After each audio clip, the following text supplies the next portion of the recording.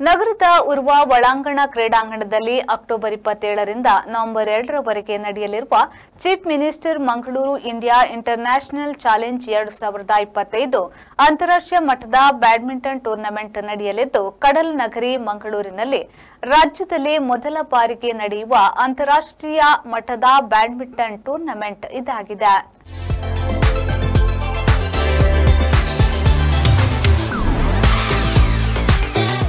ಉರ್ವದ ಕ್ರೀಡಾಂಗಣದ ಮೇಲಂತಸ್ತಿನ 4 ಮತ್ತು ನೆಲ ಅಂತಸ್ತಿನ 4 ಸೇರಿದಂತೆ ಒಟ್ಟು 8 ಅಂಕಣಗಳಲ್ಲಿ ಸ್ಪರ್ಧೆಗಳು ನಡೆಯಲಿದ್ದು, ಅಂತಿಮ ಹಂತದ ಸಿದ್ಧತೆಗಳು ನಡೆಯುತ್ತಿವೆ.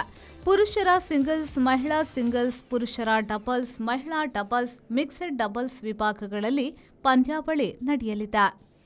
ಅಂತಾರಾಷ್ಟ್ರೀಯ ಬ್ಯಾಡ್ಮಿಂಟನ್ ಕ್ರೀಡಾಕೂಟದಲ್ಲಿ Bharat, America, Russia, UAE, Malaysia, Canada, Indonesia, Sri Lanka, Thailand, Bangladesh, Singapore, England ಸೇರಿದಂತೆ 12 ದೇಶಗಳ ಸುಮಾರು 450ಕ್ಕೂ ಅಧಿಕ ಕ್ರೀಡಾಪಟುಗಳು ಭಾಗಿಯಾಗಲಿದ್ದಾರೆ. ಉರ್ವ ಒಳಾಂಗಣ ಕ್ರೀಡಾಂಗಣದಲ್ಲಿ ಅಕ್ಟೋಬರ್ 27ರಿಂದ ನವೆಂಬರ್ 2ರವರೆಗೆ ಪ್ರತಿದಿನ ಬೆಳಿಗ್ಗೆ 9 ಗಂಟೆಯಿಂದ ರಾತ್ರಿಯವರೆಗೆ ಸ್ಪರ್ಧೆ ನಡೆಯಲಿದೆ.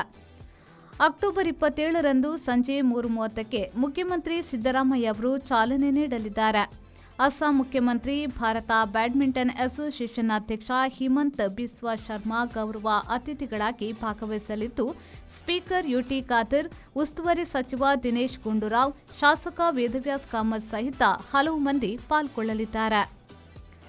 ಕ್ರೀಡಾಕೂಟಕ್ಕೆ ಸಾರ್ವಜನಿಕರಿಗೆ ಉಚಿತ ಪ್ರವೇಶವಿದ್ದು, ಸಾರ್ವಜನಿಕರ ವಾಹನಗಳಿಗೆ ಉರ್ವ ಮಾರ್ಕೆಟ್ ಕ್ರೀಡಾಂಗಣದಲ್ಲಿ ಪಾರ್ಕಿಂಗ್ ವ್ಯವಸ್ಥೆಯನ್ನ ಮಾಡಲಾಗಿದೆ. ಸಂಸ್ಕೃತಿ ಮತ್ತು ಪ್ರವಾಸೋದ್ಯಮವನ್ನು ಬಿಂಬಿಸುವ ಪ್ರದರ್ಶನ ಮತ್ತು ಮಾಹಿತಿ ಕೇಂದ್ರ ಸಿದ್ಧಗೊಳಿಸಲಾಗುತ್ತಿದೆ. ಅಂತಾರಾಷ್ಟ್ರೀಯ ಕ್ರೀಡಾಕೂಟಕ್ಕೆ ರಾಜ್ಯ ಸರ್ಕಾರದಿಂದ 1 ಕೋಟಿ ರೂಪಾಯಿ ಅನುದಾನ ನೀಡಿದ್ದು, ಒಟ್ಟು 2.5 ಕೋಟಿ ರೂಪಾಯಿ ಖರ್ಚು ಅಂದಾಜು ಮಾಡಲಾಗಿದೆ.